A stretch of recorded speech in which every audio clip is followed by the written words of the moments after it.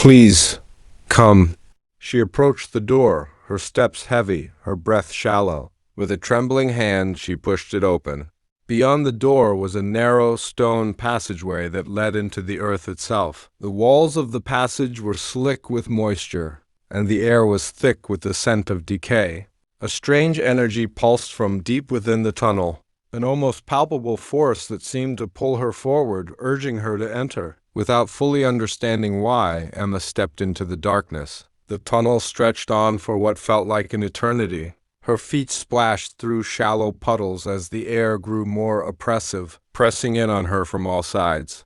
The whispers had stopped, replaced by a low, rhythmic thumping, like a heartbeat resonating from deep within the earth. At the end of the passage, she saw a faint glow. The light was dim but beckoning, and she found herself walking faster, her heartbeat quickening, until she emerged into a large chamber.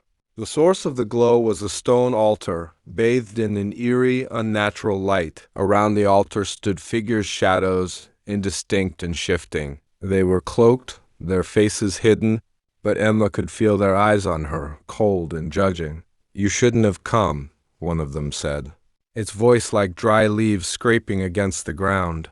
Emma froze, unable to move. The whispers began again, louder now, filling her mind with thoughts that were not her own. She felt a pressure on her chest, as if the air itself were squeezing the life from her.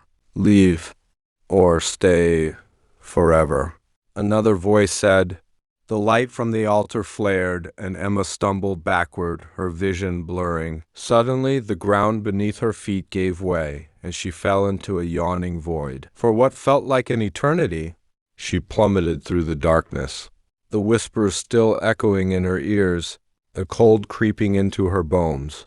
Then, with a jarring thud, she landed hard on cold stone. The world spun around her as she struggled to stand. Her surroundings had changed. She was no longer in the tunnel. She was in a vast, open space lit by a dim, flickering light. The walls were covered in strange symbols, some of which seemed to writhe and shift before her eyes. "Welcome to the house's true heart," a voice said, this one deep and resonant, like the rumble of distant thunder. Emma looked up, and there, standing before her, was the figure of a man tall, thin, and dressed in black robes. His face was obscured by a hood, but she could feel his gaze upon her, sharp and piercing. "Who are you?" she managed to choke out. The man didn't answer immediately.